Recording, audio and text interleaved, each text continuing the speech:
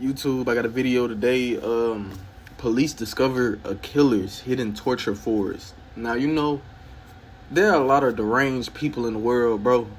And this nigga, whoever forest this is, this nigga one of them.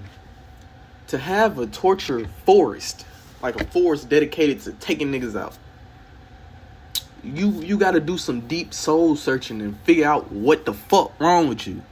Because you got problems and issues, nigga. Why would you have a torture force? Why would you be torturing people, period? This nigga is insane. Some people really are deranged, bro. For real. Like, this some deranged nigga shit. Your forest is what... In the forest, you like, man, let me make this motherfucker a kill city. What? Let's get to the video, bro. Let's see this shit, man. Oh, shit. SO389 dispatch. I've located the body. The scene's about 50 yards on a trail. This lone cop just discovered a dead body in the middle of the woods. What is that? Sounds like it's heading this way. 5 feet from the knife, up top of the body, carving the blood of the place. Carving with 10-4, signal 7. Please send another. What? For one, how the fuck did they even get to the forest to find this shit? How you even know this in the forest? They just out there walking around the forest? Well, they probably got a tip that this nigga been out there slaughtering niggas and they hear screams at night and shit. But still, this nigga, how you even got free time to do shit like this? Nigga come to the forest carving evil shit in trees and killing niggas. Like, y'all need to watch out, make sure that don't come out there. I would have had my gun on my hand already, man. I've been holding my gun, finna blow his ass down. He ran up on me, man. I'm blowing his ass to smithereens. The second that nigga, I'm blowing his ass down, man. Hey, man, I'm not, what? Hell no. Their unit to my location. What he doesn't know yet is that the lifeless man in front of him has been tortured for hours by the twisted man hiding in this very forest. Oh, he hiding right now. Whoever did this, that's fresh. There's a little eyeball right here. There's some creepy shit right here. Smell this right here. You don't smell gas right here? Yeah. Think they're gonna torch him? Oh, this is getting insane. I'm not sure what it is, but I've got movement east of my location in the woods. There's something moving around back this way. He carries 3 or 4 knives on him. He thinks he's Rambo. Okay, so they did get a tip. Okay, this did come from a tip. So he think he Rambo now. That nigga is a murderer. Ain't nothing about Rambo like him, though. That nigga, that boy, he killing niggas in the woods. Dr. Insanity. It's December 23rd, 2022, and Officer Azure has just received a 911 call from a distraught man reporting that he's found his best friend's lifeless body in the middle of the Lake Jackson forest. Officer Azure, along with a group of first responders, quickly arrive at the scene. Okay, go stay right there. Here they encounter Jamie, the 911 caller, and his best friend Robert, both of whom urgently want to show the officer where their dead friend is. Considering the serious circumstances, Officer Azure decides to follow Robert into the forest despite being alone. Alone? See, this the shit I'm saying, bro. I'm not going in a... That don't even sound like a good idea. One gun ain't gonna take away all these niggas that could be in this woods. Somebody going with me. Bro, if I'm on call, nigga, and some shit like that happen, you think I'm going alone? Man, is you crazy, bro? I'm not finna go in no fucking woods by myself at night with 2 random motherfuckers I don't know. At least bring somebody with me so at least I got a chance if these niggas try some shit, because they know the woods better than I do. They know how to get straight to this nigga body. So, they apparently know what the fuck they doing and where they going. I'm not going by myself. Nigga, it's strange, man. Somebody better come with me. What the fuck? Freak ass nigga come running out the woods ready to stab shit. I'm gonna blow his ass down so that pow! But I can't blow everybody down. Hell no, man. Hell no. That shit crazy. With him. Just give me a minute. I'm 10-12 with 2. I'm heading down to take a look. 361 if you want to come down, and 56 with the mess in the back. I'm headed down to... This may be the last ad you see. With Hi Adblock, visit your favorite websites. How come these folks want to come to my video disappear. every time I record a video? Why it's always gotta be pie? Give me some other shit. Listen. Damn. We're gonna go back that way about 50 yards. Okay. 50 yards.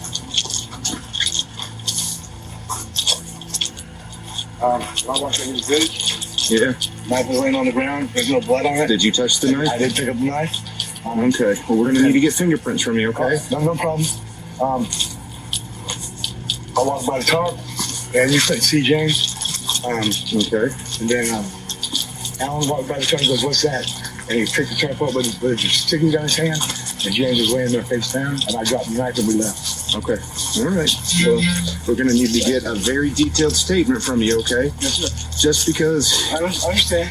Well, the thing is, I'm not accusing you of anything, but you have to be ruled out. You see what I'm saying? 100%. At this point, the officer can't yet confirm Robert's story, but with a dead body reported, he has no choice but to push deeper into the woods. However, alone with a suspicious man he's just met and a killer who could be lurking nearby, the officer knows he must proceed with extreme caution. Man, listen. I told dude I don't mean no harm, but I'm gonna hold this bitch to your back while we walk. I'm not trying to hurt you, nothing like that. I just do this for my safety, my nigga. I gotta have this motherfucker to your back. Cause you ain't finna kill me. I'm gonna get you for you get me. Believe that. You know what I'm saying? And we walk into a dead body, and you said the knife was there, and you came in. Nah, man, you trying to get some more kills in your torture force, man. I'm blowing your ass down before you get the chance. Soon as you feel like soon as you... Just hang on that right here for me, okay? Let me get up there and take a look. Which one? Yeah. Right here, please. Pause. Shit. Okay. And then please look in that back stand, please. All right. Where's the knife? The knife's on the left-hand side again. Okay. And then on the ground, got a white belt. Okay. Just hang out there for me, okay?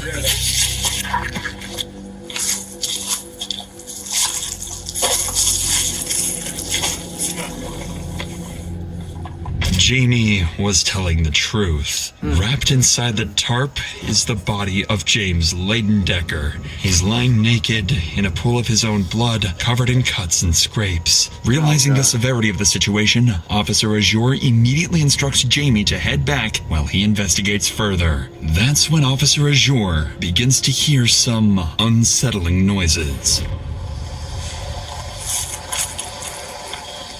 See, as soon as I would have heard that, I would have shot his ass in his leg so he can't run.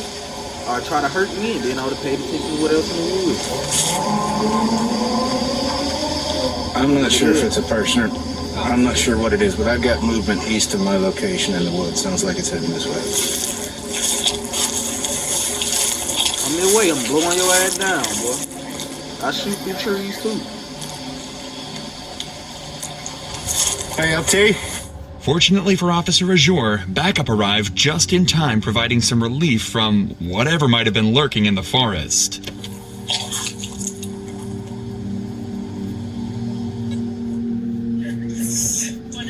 There's nothing for y'all to check. He's cold to the touch. He dead. All right, we've got knife right here, body here, tents, whole camp spread up back here. We've also got one outstanding. There's two people who live in this camp. And one's not here? And one's outstanding at the moment. Did you find the knife? Yeah. I got a knife right here. There's no blood on it, huh? Well, there's something right there. But, hey, do you still got those two guys 10-12 up front? Yeah, they're standing there waiting for us. Good, because one that led me back touched the knife. So we need to get his prints and a statement off him. The other one touched the tarp. They found out what was going on and they took off.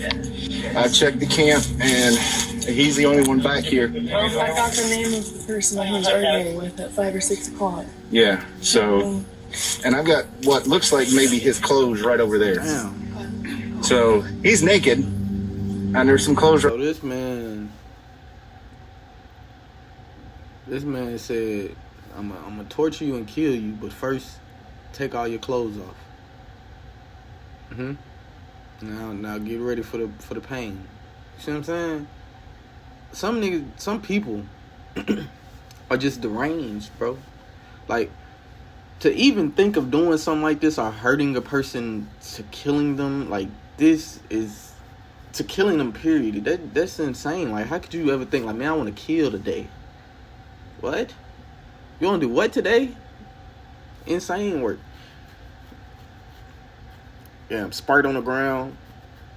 I'm not a fan of cold drinks, like talking about it. I drink more juice, man. If you got a favorite juice, leave your favorite juice in the comment and put me on to some juices, man. I might go get some more juice. I like juice, man. You know what I'm saying? Juice. But yeah, bruh. People be deranged, bruh. Right there on the fire. Deranged. As medical staff arrives and examines the body more closely, they observe a brutal manner of death. Blunt force trauma to the head, strangulation, and something even more disturbing, gasoline, found in James's lungs and stomach. Detectives are left with a burning question. Crazy. Why would a victim have gasoline inside him? However, this would be only one of the many disturbing details officers uncover at the scene. He made him drink gasoline. Hey, Seth, take a look Swallow at this this one. What? In the I want lungs? to show you guys how my style went from this to this. All I had to do was In fill the out a style lungs? How you quiz. get It asked me gasoline in different the things. lungs, though? That he was, man. What is that? Is that just soot word off on that, or? I mean, it looks awful shiny. Where he has been stabbed, just from what I can see. But he is butt naked, face down on a tarp with his upper torso covered, so definitely not. Why you want to do somebody like that, man? What's wrong with this nigga, man? So I don't know what his face looks like. Man, If he was just leave stabbed in the niggas neck or the naked, face, fucked up with gasoline in his the lungs. blood may be hidden by the tarp. I'm not seeing any obvious blood. Apparently, the witness picked up the knife, and the knife has like a Russian string around it. There's blood on it. Yeah, the tarp's brown, but there's blood all over the tarp, like blood splatter. It looks like, I mean, he was moved post-mortem. You can tell by the way he was dressed. Oh, he's got his fucking leaf in his ass, man. Yeah. Oh god, Hollow down below, you see that? Yeah. he got leaves That's in crazy. his ass. Almost looks like the carbon ocean. This in the one eye. You see that? Fucking nuts. Artistic. Man, don't stick your hand in there, man. Hey, tripping. This nigga carved the face in the damn tree. He was out here for a while. People be really fucked up, man. You never know who you come across in life and be like fucked up just walking and passing. It's crazy niggas all out, moving around, living life. You don't even know it. You don't even know it. They out, it's, man. That nigga probably just did some strange, ecstatic, crazy shit the other day. You would never even knew it. He right beside you in Walmart. Like, cuz. They had to cut that with a chainsaw, right? And it looks like, yeah. By now, officers were certain they had a murder on their hands. Damn. The injuries to the body, the bloody knife, and the presence of gasoline all point to one thing. This wasn't just a killing, but a calculated act where the victim had likely been tortured for hours. With this in mind, officers would return to question Jamie, the man who had originally called 911, and what Jamie reveals would soon lead investigators directly to the killer. But before we continue, it's worth noting that tragedies like these could affect any of us. Take Yvette Torres. She was walking home from work in Philadelphia when a truck struck her without warning. Morgan & Morgan fought for her in court and won her nearly 12... Fuck your ad, man. I like him. Arguing and stuff. So I go through the woods, go to this camp. So you I left. go back to the camp because, you know, Right. homeless people argue all the time about dumb shit. It's been a while now, and I haven't heard anything from James or anybody over there. Okay. So I go over there to me and my friend that's with The other Officer deputy. now. Go over there, right? So when I walk, get to a certain point, I see a tarp laying there beside this tree, which is never there. I And flip over inside the is- tarp is I don't even know if it's James or All right. Well, we're gonna get it figured out, okay? Do you know James' last please name? do. Do you know James' No last man, name? no man. No. I'm talking about the person who did this, 36. because I know who it is. Dusty McDonald. That lives right up. He just got the complaint this morning. Man come down there with a hatchet, threatening, chopping shit up. Called it in, sheriff's department. They come over, they talked to him, they told him that they're gonna go over and talk to him to stay away. And James is the one who called. Oh man. Who called this morning? Rick. Okay. Oh, Rick Rick's looked like last he out name? there. Rick looked like he be out there doing strange shit. Like he be out there dancing in the woods and shit. You know, singing songs on shrooms. That's what Rick looked like. Yeah. Sometimes he might bite people or something. You know, that's what Rick looked like to me. stays there. Okay. No, man, but Rick is the one who stays there. James is a friend of everybody's, but he was staying up there with Dusty.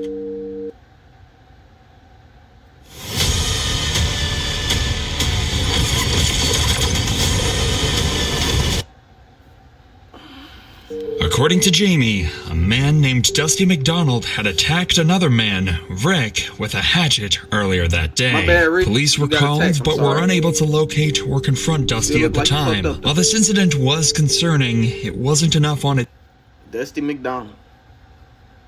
You a deranged motherfucker, man. Look at your chin.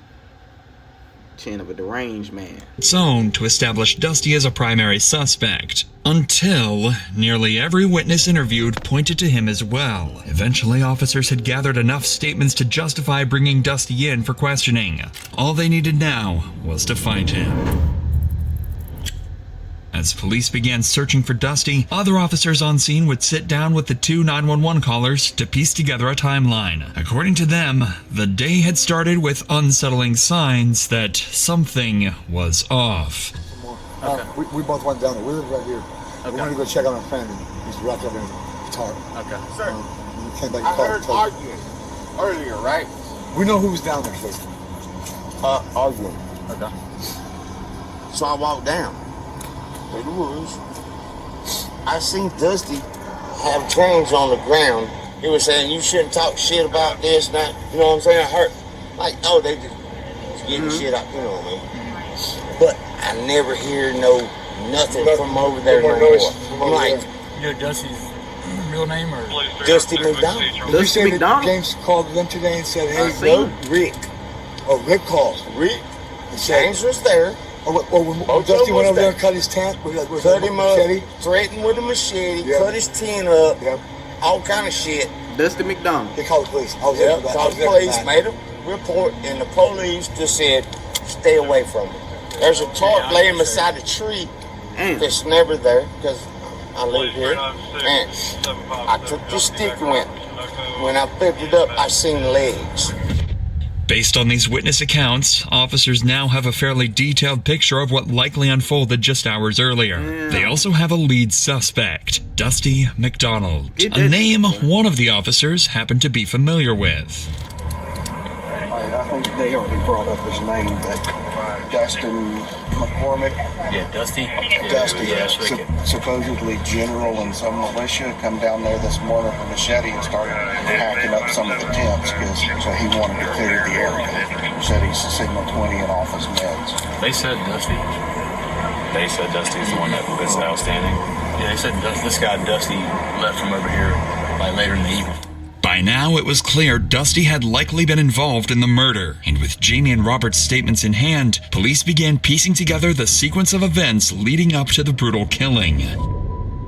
Earlier that day, Rick, another man who lived at the camps, had called 911 claiming a Dusty McDonald had slashed his tent with a machete while searching for a man named James, even threatening him in the process. Later that afternoon, Dusty managed to find James, and witnesses reported hearing arguing from the camp. When they checked to see what was going on, they saw Dusty on top of James, wrestling and yelling. It didn't appear to be anything more than a heated argument, so they returned to their camp. However, hours would pass, and nobody had heard from James. Robert and Jamie began to worry and decided to go looking for him, and that's when they found a blue tarp covering James's lifeless body.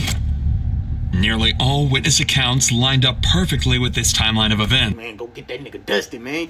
Everybody telling you what's going on, man. Go take that nigga to jail. That man is a fucking maniac. Have you seen what he done to that man? He made him drink gasoline, carved a fucking face in the tree, stabbed man up, choked him. Come on, man. Go get that man. Making the next step for officers clear. Arrest Dusty and bring him in for What is interrogation. this fucking fit? You know he deranged. Look at this nigga fit. He got on a flannel, blue, Air Force shorts that go all the way. The nigga got Hoochie Man shorts on, bro, with the damn long ass flannel and these strange ass beads. I thought he had a knife in his hand. It's just the pants. Look at him. He just looked strange. He do weird shit when he alone.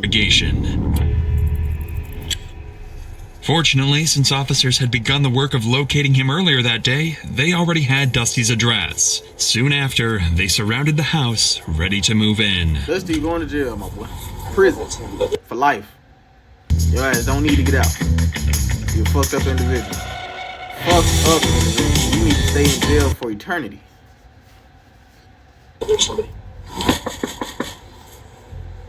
Sheriff Office, put a knife down, man. Come on out. Come on out. Come on out. I don't have anything in my hands. Okay, come on. Please, I don't Come have on. anything in my hands. Come on out. I'm right here, sir. Come on out. Dude, I'm right here. Dusty. Okay. Dude, yeah. Turn around, put your hands on your back. Dude, the man just tried to light me on fire, dude. Y'all know what happened down there. That man tried to light me on fire, man. It's all on surveillance, dude. Listen, Dusty, you're trying to do things stupid. The dog's gonna bite you, understand? No, I'm not even armed, guy. Look at there. I'm not armed at all, sir. Sir, man just left my house and tried to murder me down there and light me on fire. Nah, you murdered him and tried to light him on fire. Dusty's behavior would be bizarre from the start, immediately insisting that James tried to set him on fire and that the officers, quote, already know what happened down there. Whether he's trying to claim self-defense or is just completely unhinged is anyone's guess. Yeah, dude, sir, you know what happened down there. That's what I'm trying to figure out. Dude, the man tried to light me on fire as I came. Okay, just listen. Okay, We've got one side. Right? That's why you need to come with us. Okay? I know you are. With the supposed killer in custody, officers concluded the disturbing on-scene investigation and began preparing for interrogation. If Dusty was their killer, given what had been done to the victim's body, it pointed to someone deeply disturbed. That suspicion would soon be confirmed. Damn. By now, Dusty had already raised serious concerns. He had slashed Rick's tent and threatened him. On top of that, multiple witnesses had just reported seeing him argue with James hours before the murder. However, despite how clear things seemed, there was one major complication. Dusty was claiming self-defense. He alleged that James had thrown gasoline on him and threatened to set him on fire. This wasn't a claim detectives could easily dismiss, especially given the distinct smell of gasoline at the scene, meaning there was a possibility he could get away with his crime. Even though it's clear who's behind the murder at this point, Dusty's story now carries a shred of credibility. Detectives have one goal: to break that story, either by disproving his self-defense claim using witness statements, or, ideally, by getting a confession. Either way, the investigation is about to get a lot more complicated.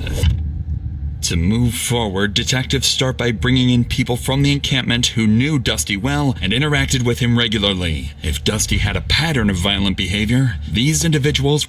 That's what he remind me of. You know the GTA mission where you got... It ain't even a mission, it's like a side quest, like them question marks. He looked like one of the niggas from the little question mark. Were the most likely to have seen it firsthand. My goal here is to kind of get, from your perspective, kind of what you saw, what you heard. He ain't really been fucking with me at all. I ain't never had no cross words. He's always insistent. Oh, come up there and do your laundry and all that shit, you know. Come up there and get a shower. That's what it was. Come and get a shower. Come get a shower all the time. So I fucked up and got a shower and get him $2 afterwards, you know, just a gesture. Rick explains that Dusty often offered showers and laundry to homeless individuals in the area, sometimes charging a small fee. This catches the attention of detectives. These seemingly generous acts may be a part of a larger pattern of manipulation, a way for Dusty to assert control over the homeless community. It's a detail that could support their efforts to build a stronger case against him. I tried my best to get along with him.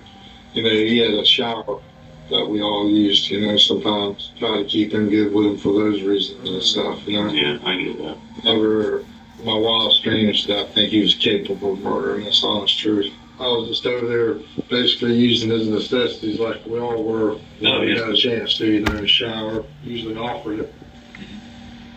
That's his way of making friends with us, I think. I had stayed with him before and he kicked me out.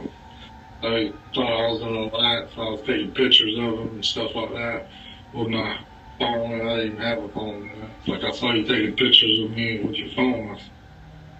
I said, I don't even have a phone. I said, you gotta go. I left. Like that. Dusty lives in a house near the homeless camps, a property owned by his grandfather. At first, much like Rick, Busby describes Dusty as someone who seems generous, allowing members of the homeless camp to use his home for basic amenities. As investigators continue interviewing members of the homeless community, a more troubling picture of Dusty begins to emerge. He has a history of strange and violent behavior marked by paranoia and delusions. However, officers face a challenge. The interviews so far have been too vague, highlighting patterns of behavior but lacking concrete details to build a solid case. This leads detectives back to Jamie, the original 911 caller and the person with the clearest recollection of events so far, and he's able to offer meaningful insight into who Dusty really is. Mr. Allen, my role here in all this, it's just kind of to get from your perspective, your side of things, what you saw, what you observed.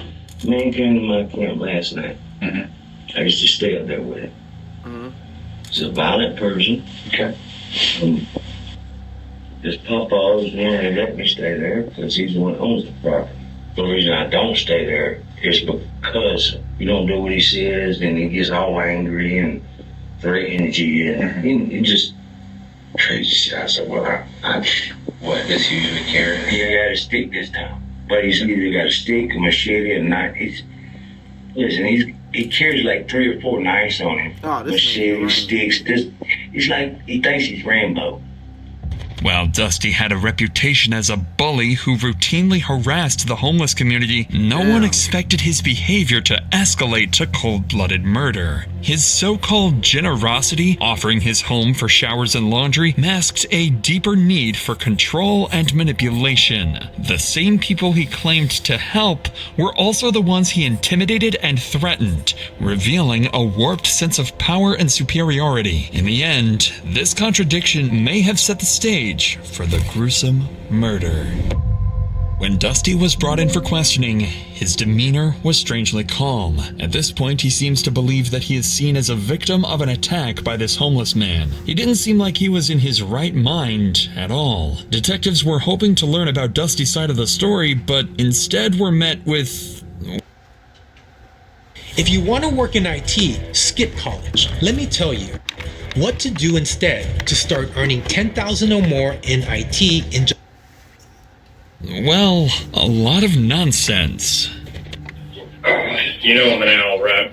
You're what? You know I'm an owl, right? Okay. You know what that means, right? Yes, sir, I do. Okay, thank you. Golly. Thank you. This has been a really hard day. Sir, I waved all right a long time ago. I still have a great sense of innocence within me if it ain't obvious to you this time. Throughout his interrogation, Dusty's responses are filled with incoherent delusions and deflections. In Dusty's mind, he's, quote, an owl, constantly watched, monitored, and under surveillance. It's clear that without his medication, his schizophrenia is spiraling out of control. I knew it had to be something, because ain't nobody just doing no wild, wicked shit like that. And even if you are schizophrenic, I know people like that don't act like that. Some cases that are just terribly crazy do some shit like that. That is insane work. And I'm handling remarkably well. Due to that was some crazy shit. And to still be able to get us some usable intel. You'll get why staying at that place is so dangerous for me. I know a lot of trust is getting to me from like that, but man, thank you for saying you'll get to talk about this. Dusty seems to believe he's outsmarted the cops, thinking he's there to provide valuable intel as the victim. But he will soon find out that he's actually a suspect in the cold-blooded murder of an innocent man. I haven't shed a tear all day, I've been going hard, I'm so exhausted. How long have you been doing? Yeah, I bet you have been going hard stabbing, killing, and doing all other things. Not very long. That was my first. I think everybody knows that. From the get-go. Thank you for this deep psychological diagnosis. It's helped them a lot. Good. listening closely to Dusty's words, it seems as if he's openly admitting to the murder. Although his statement is scattered and unclear, it gives detectives the impression that he's acknowledging responsibility without fully grasping the seriousness of his actions. But Dusty's bizarre admissions wouldn't stop there, as he continues rambling incoherently. I was busting, and then he tried to gasoline on me, because you saw how I was rolled up and down there. Dude, I thought I was just doing it for the other. You know what I mean? Because that was my intention. Everybody knows this. I didn't manage to hit that DOUI and come out like that. I don't know how I do it. You know what I mean? Yeah. Man, I don't know what the fuck I mean, you're when talking I'm about. just experimenting in the house. You just saying shit. Like before back when I took the butcher knife and threw the new curve on. Like that. I mean, shit, I don't know how I do it. I just have my beautiful mind that I'm just, it's a three-way. Yeah. You know, it's the photographic, the audiogenic intake, and then the living intake. Yeah. You know, I if y'all don't ever think I'm so amazed that I'm just like, God, man. My dude rambling. And I don't know what the fuck he talking about. He's just saying a bunch of random shit. He need to go to an insane asylum. I think that's what he need. You know, that might be what he needs. I never thought it would be something like that, but my God, what that thing was. While Dusty's ramblings could be interpreted as an admission that James was his first murder, the statement is buried in a mix of delusions about retinoids, his photographic memory, and other incoherent claims. The detective picks up on this and pushes further, trying to separate fact from fiction in Dusty's fractured account. For me to verify everything that I can see elsewhere, I'm trying to... I know you're not mad at me, that's just, I don't want you to think I'm asking questions. I think my personality is, I can't talk to people. I can't do that. Yeah. But I don't want you to think I'm being an expert. I am very relieved that we were at this conversation. Dusty claims he's not mad and that people don't understand how he communicates. This shows he might have a twisted view of himself, possibly because of paranoia, delusions, or mental illness. What's strange is how calm and relieved Dusty seems. Most guilty people would be nervous or scared during an interrogation, but Dusty is different. He seems to still believe he's the victim and doesn't grasp the seriousness of his actions. Instead of taking responsibility, he thinks people just don't understand him. This becomes even clearer when Dusty asks one final question to the detective. Will I be able to go home? Man, fuck I'm gonna figure that out. Yeah. You are never going home, boy. Never. Never, never, never, ever, never, ever, never going home, my nigga. This is your new home. Strange ass. Or am I going to jail, or we're going down to dance? We're going to have to figure that kind of out, because you know how this thing kind of goes from here. I guess. I'm going to come talk to you about it. After this bizarre exchange, the detective had heard enough to know it was time to wrap up the interrogation. Dusty's lack of remorse and distorted grip on reality made it clear they were dealing with someone who didn't fully understand the weight of his actions. According to the pathology report, the victim, James Leidendecker, was subjected to horrific torture before his death. His body showed severe blunt force trauma, including cuts, bruises, and fractures to his face, nose, ears, and mouth. His eyes had severe bleeding, and many of his teeth were broken. The injuries also extended to his neck, with heavy bleeding in the muscles and a broken hyoid bone, suggesting he had been strangled. His torso displayed several broken ribs, and internal bleeding was found in his chest and abdomen. One of the most disturbing details from the report was that James had been exposed to gasoline. His skin had begun to slough off in areas, and a strong smell of gasoline was found on his arms, thighs, and hands. Gasoline was also detected in his lungs and stomach, indicating he had inhaled and swallowed it before he died. This made the murder even more gruesome. Dusty was processed for forensic evidence and transported to the Leon County Detention Facility. The witness statements, his vague confession, and the forensic evidence from the scene were enough to formally charge him. Dusty McDonald was charged with 1 count of first-degree murder, and as of this video's upload, his case remains ongoing. Sentence him to life. He gotta go. type of man like that on the street, he ain't gonna do nothing but do that shit.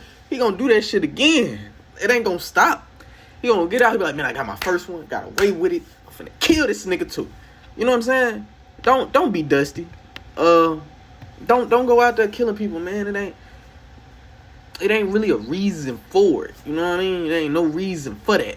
He just need help. He may need to go to a mental asylum instead of prison, but somewhere he can't hurt nobody else. You know what I'm saying? I enjoyed this video, man. I hope y'all did. I see y'all in the next one. I don't know what the next one gonna be, but we're gonna do something in the next video. See y'all then. Bye.